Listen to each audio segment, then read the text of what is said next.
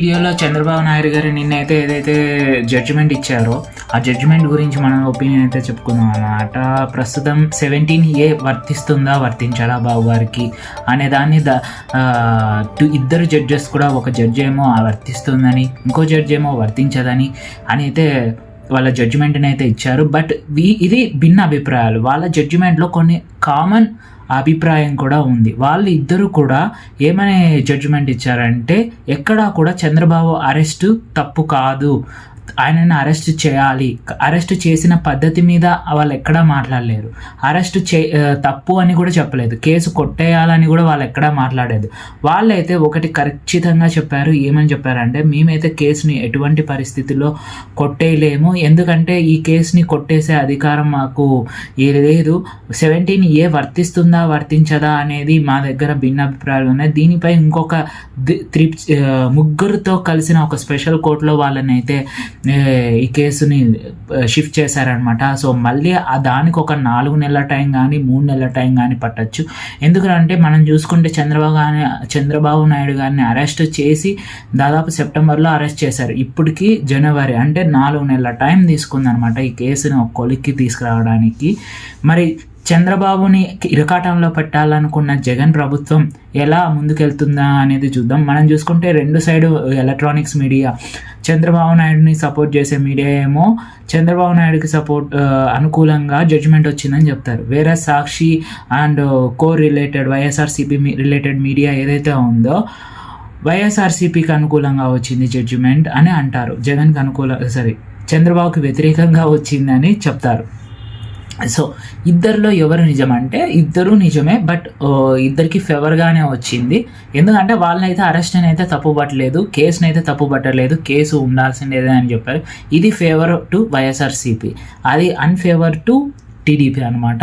But ఏదైతే judgement ఉందో 17A వర్తిస్తుందని ఒకరు, వర్తించదు అని ఒకరు.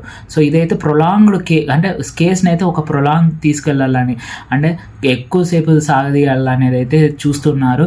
దీని వెనకాల బీజేపీ ఉందని ఒక కమ్యూనిస్ట్ పార్టీ ఆయన ఉంటాడు కదా, ఆయన అయితే సంచలన వ్యాఖ్యలు చేశారు. సో చంద్రబాబుని ఈ కేసులతో పట్టుకొని మళ్ళీ నెక్స్ట్ టైం చంద్రబాబు నాయుడు గారు వచ్చినా కానీ ఆయనని గ్రిప్లో పెట్టుకొని రాష్ట్రాన్ని రూల్ చేయాలని బీజేపీ చూస్తుంది అని ఆయన అయితే ఒక సంచలన వ్యాఖ్యలు అయితే చేస్తున్నారనమాట. చంద్రబాబు నాయుడు అరెస్ట్ వెనకాల బీజేపీ ఉంది అని ఆయన అయితే బలంగా చెప్తున్నారు. ఇదే ఒక రాష్ట్రంలో ఇది ఒక విచిత్రమైన సంఘటన అనమాట. అంటే ఏదైనా నేరం చేసి కేసు వేస్తే వాళ్ళకి సపోర్ట్ కానీ అన్సపోర్ట్ కానీ ఉంటారు. బట్ వీళ్ళు ఏంద్రా అంటే ఎక్కడో లేని బీజేపీని తీసుకొచ్చి దీని వెనకాల బీజేపీ ఉంది అని చెప్పారు. మళ్ళీ అప్పుడు జగన్ కేసులో కాంగ్రెస్ ఉందని వాళ్ళు అన్నది ఎంత నిజమో బీజేపీ ఉన్నది అని అది కూడా అంతే నిజం. ఎందుకంటే రాజకీయాలు అనేది శాశ్వతం కాదు, పాలిటిక్స్ అని మనం చూస్తున్నాం కదా. వైఎస్ షర్మిల గారు మన సొంత అన్నని జైల్లో పెట్టించిన చివరాఖరికి ఆమె కాంగ్రెస్లోనే చేరారనమాట.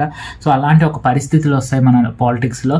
అన్నిటినీ చూసుకొని వాళ్ళు వెళ్తూ ఉండాలి. ఇవన్నీ తెలియనికుండా ఉండరు చంద్రబాబు నాయుడు గారు, ఇవన్నీ తెలిసే ఉంటుంది ఆయనకి. బట్ లోకేష్ విషయానికి వస్తే, లొకేషన్ కూడా అమరావతి ఇల్లీగల్ కన్స్ట్రక్షన్ కేసులో, ఫైబర్ గ్రిడ్ కేసులో, వీటిల్లో అంతా కూడా ఇరికిచ్చారనమాట. వైఎస్ఆర్సీపీ ప్రభుత్వం అధికారంలోకి వచ్చాక మొత్తం 8 నుంచి 7 కేసులు బాబు మీద అయితే పెట్టారనమాట. అందులో లోకేష్కి ఒక 2 కేసులు యాడ్ చేశారు.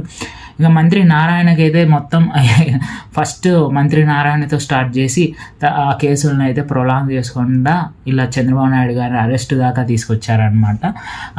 చంద్రబాబు నాయుడు గారు ఆ కేసు లైఫ్ లాంగ్ ఉంటాయి అనేది అయితే నిజము. ఎందుకంటే సేమ్ అధికారంలోకి వచ్చిన జగన్ గారు ఎలాగైతే వాయిదాల పద్ధతికి వెళ్ళేవారో, ఇంకా చంద్రబాబు నాయుడు కూడా సేమ్ అలాంటి పద్ధతిలాగే వెళ్ళాల్సి వస్తుంది అనమాట. ఇంకా నుంచి మనకు ఇది ఉండదు అనమాట. నువ్వు 420 అంటే నేను 420 అనే ఛాన్స్ వాళ్ళకి ఇచ్చినట్టు అయ్యింది. ఇది జగన్ గారు